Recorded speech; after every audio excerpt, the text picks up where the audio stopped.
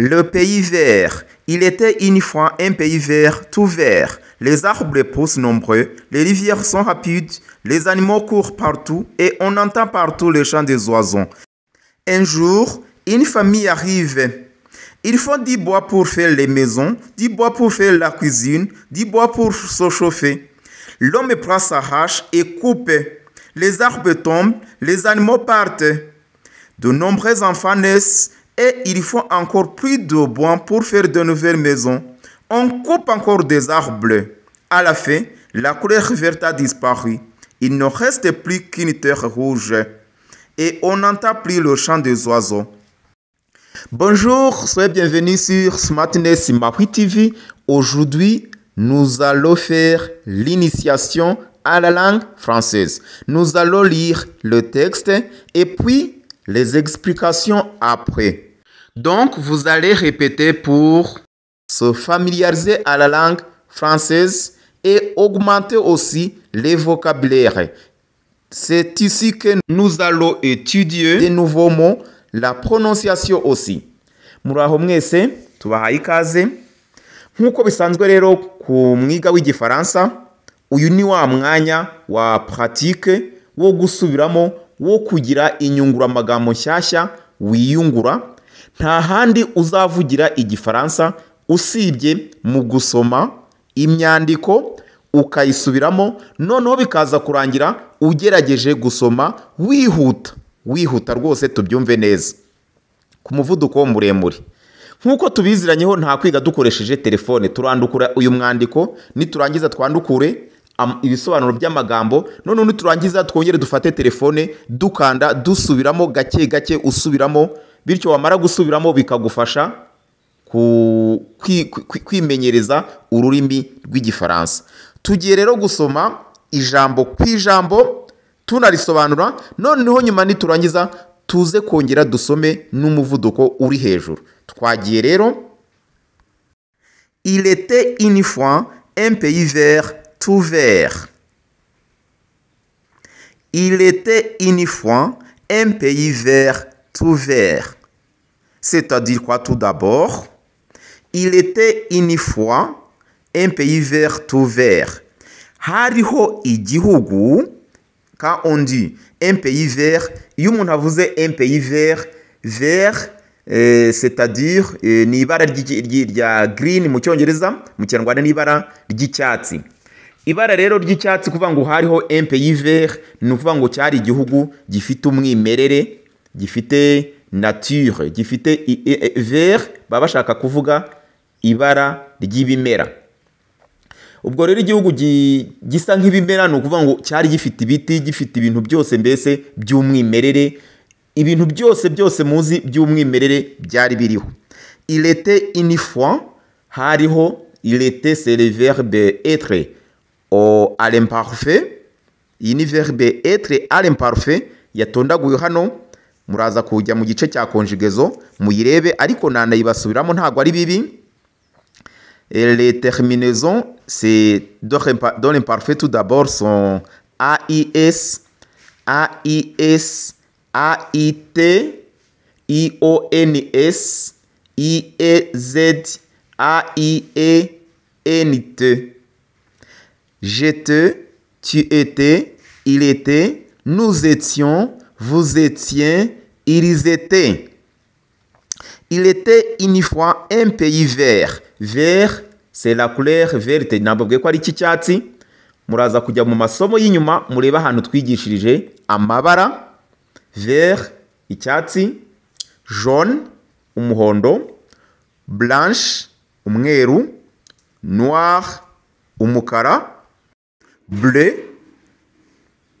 ubururu. Muri make aya ni ababara. Iyo bavuze tout ni ikintu cyose rero, ubwo icyo gihugu cyose cyari vert. Vous allez répéter aussi. Il était une fois un pays vert, tout vert. Encore. Il était une fois un pays vert, tout vert. Ok. Les arbres poussent nombreux. Les rivières sont rapides. Les animaux courent partout. Et on entend partout les chants des oiseaux. Les arbres poussent nombreux. Les arbres ni ibiti. Pousse vient du verbe pousser. Pousse ubundi ni ugusunika. Iyo bavuze les arbres poussent hano biravuga kumera. Ibiti byameraga nombreux mu bwinshi. Byameraga rwose ari byinshi. Les arbres poussent nombreux. Vous répétez. Les arbres poussent nombreux, nombreux. Les arbres poussent nombreux. Les rivières sont rapides. Les rivières ni imigezi iriya migezi itemba. So rapides imigezi yari ifite amazi nyine amazi rwose agenda. Les rapides ni ikintu cyihuta. Les rivières sont rapides. Les rivières sont rapides imigezi itemba. Yiruka rapide yihuta. Les animaux courent partout. Les animaux courent partout. Les animaux ni inyamaswa. Courent kwiruka zirukaga ahantu hose partout. Partout partout ahantu hose hose. Les animaux courent partout. Et on entend partout le chant des oiseaux.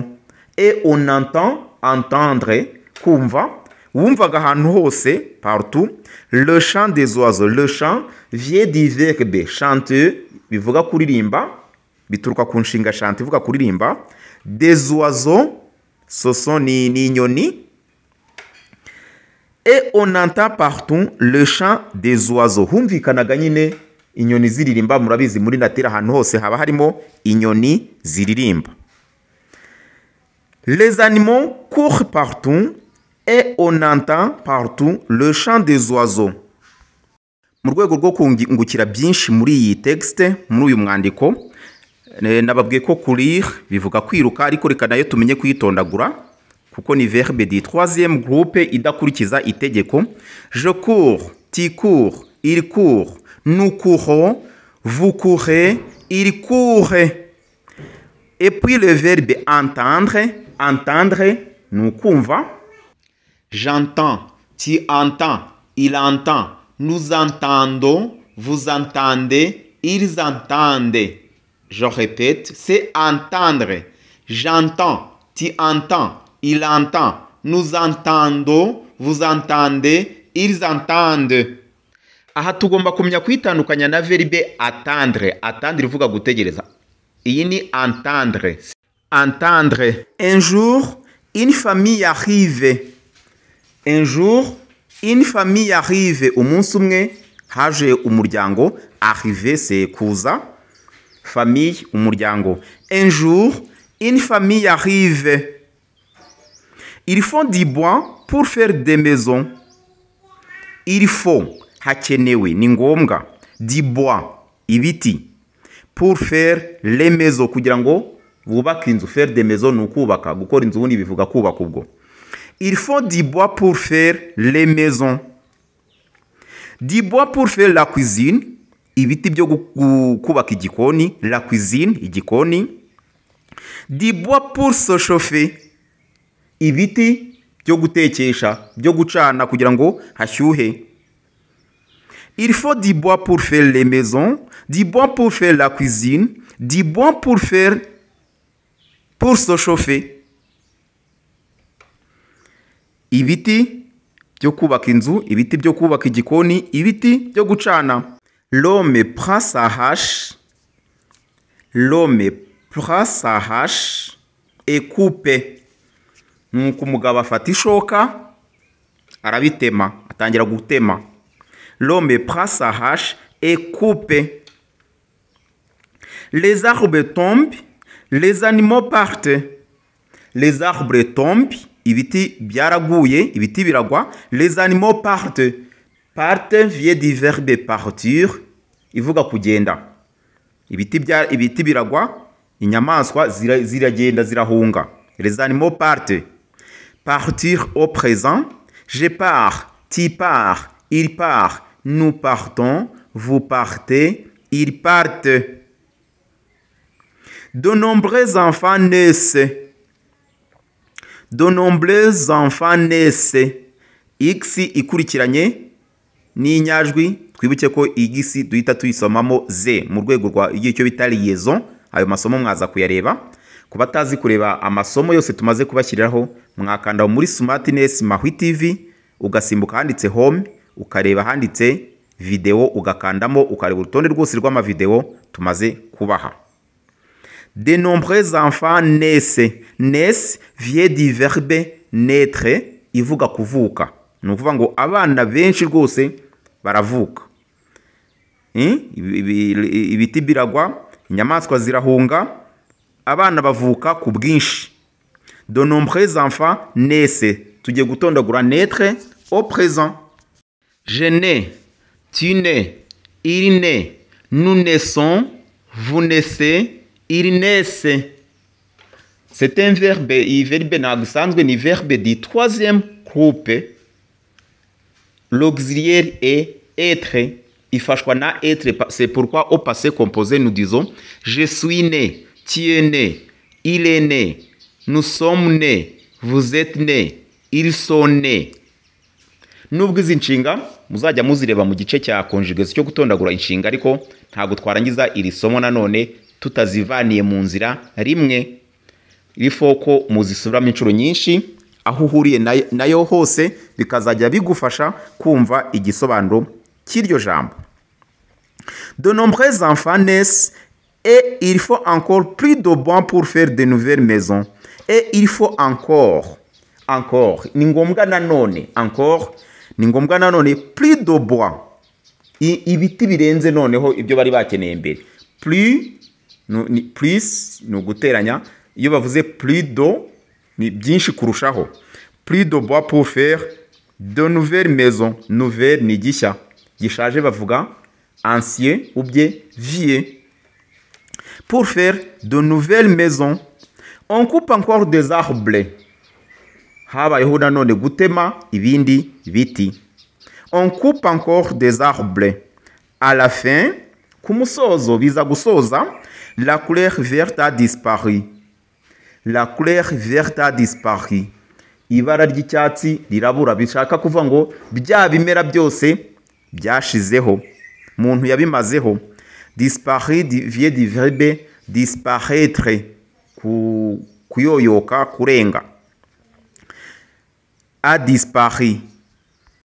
Il ne reste plus qu'une terre rouge. Il ne reste plus qu'une terre rouge. Hasige gusa ibitaka byonyine. Ibitaka byonyine, rouge binuva ngo bitukura, ariko ubwo ubutaka bundi buri ibara ryabwo ni nkaho hari umutuku. Il ne reste plus qu'une terre rouge. Ne que, c'est-à-dire gusa. Iyi ne que ntago ihakana, iyo uyibonye mu nteruro itandukanye no kuvuga ngo il ne reste pas. Oya, il ne reste plus que, nta kintu na kimwe cyasigaye usibye terre rouge, ibitaka bitukura gusa.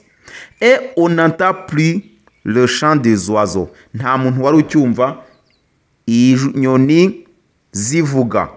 Le chant des oiseaux, inyoni ntago zivuga kundi, ahubwo ni ntago bavuga ko inyoni zivuga mu Kinyarwanda, bavuga ko inyoni ziririmba. No mu Gifaransa rero nuko bavuga le chant des oiseaux. Et on n'entend plus le chant des oiseaux. Tugiye gusoma neza, nyuma yuko mumaze kumva aya magambo tugiye gusoma neza, ndajya nsoma musubiremo mu gigana. Il était une fois un pays vert, tout vert. Il était une fois un pays vert, tout vert. Les arbres poussent nombreux. Les arbres poussent nombreux. Les rivières sont rapides. Les rivières sont rapides. Les animaux courent partout. Les animaux courent partout. Et on entend partout le chant des oiseaux. Et on entend partout le chant des oiseaux. Un jour, une famille arrive. Un jour, une famille arrive. Ils font du bois pour faire les maisons. Ils font du bois pour faire les maisons, du bois pour faire la cuisine, du bois pour faire la cuisine, du bois pour se chauffer, du bois pour se chauffer. L'homme prend sa hache et coupe. L'homme prend sa hache et coupe. Les arbres tombent. Les arbres tombent. Les animaux partent. Les animaux partent. De nombreux enfants naissent. De nombreux enfants naissent. Nombreux. Nombreux. De nombreux enfants naissent. Et il faut encore plus de bois pour faire de nouvelles maisons. Et il faut encore plus de bois pour faire de nouvelles maisons. On coupe des arbres. On coupe encore des arbres. On coupe encore des arbres. À la fin, à la fin, la couleur verte a disparu. La couleur verte a disparu. Il ne reste plus qu'une terre rouge. Il ne reste plus qu'une terre rouge. Il ne reste plus qu'une terre rouge. Et on n'entend plus le chant des oiseaux. Et on n'entend plus le chant des oiseaux. Très bien, nous allons faire la lecture, mais très rapide. Tugiye gusoma ariko twihuta, buri wese agomba kurangiza azi gusoma nkanjye uyu mwandiko, akifata amajwi akumva ko yasomye nkanjye. Mbere wowe wibagiwe gukora subscribe, wowe mushya kuri iyi channel, umwanya n'uyu, kora like, kora share usangiza abandi iri somo, kandi kuri subscribe ntiwibagirwe gukanda kunzogera kugira ngo amasomo yose ajya kugeraho ku gihe. Tubigisha Igifaransa, Icyongereza n'ibindi biganiro binyuranye. Mwatwandikira. Nongeye gushimira by'umwihariko abanyeshuri, urubyiruko rwiga muri universite n'abandi bose barangije amashuri ariko barimo kwihugura mu Gifaransa. Rwose mukomeze mutwandikire, turi hano kubera mwebwe. Tugiye gusoma twihuta, ubwo namwe buri wese araza gusoza uyu mwandiko asoma nkanjye. Le pays vert. Il était une fois un pays vert, tout vert. Les arbres poussent nombreux, les rivières sont rapides, les animaux courent partout et on entend partout le chant des oiseaux. Un jour, une famille arrive. Ils font du bois pour faire les maisons, du bois pour faire la cuisine, du bois pour se chauffer. L'homme prend sa hache et coupe. Les arbres tombent, les animaux partent. De nombreux enfants naissent. Et ils font encore plus de bois pour faire de nouvelles maisons. On coupe encore des arbres. À la fin, la couleur verte a disparu. Il ne reste plus qu'une terre rouge et on n'entend plus le chant des oiseaux. Je répète encore. Le pays vert. Il était une fois un pays vert, tout vert. Les arbres poussent nombreux, les rivières sont rapides, les animaux courent partout et on entend partout le chant des oiseaux. Un jour, une famille arrive, il faut du bois pour faire les maisons, du bois pour faire la cuisine, du bois pour se chauffer. L'homme prend sa hache et coupe. Les arbres tombent, les animaux partent, de nombreux enfants naissent et il faut encore plus de bois pour faire de nouvelles maisons. On coupe encore des arbres. À la fin, la couleur verte a disparu. Il ne reste plus qu'une terre rouge et on n'entend plus le chant des oiseaux. Merci de nous avoir suivis. À la prochaine occasion. Mwakoze cyane kudukurikira. Abo tumenyeranye mu kwiga Igifaransa, iyi system murayizi, mufatireho. Nababwira iki?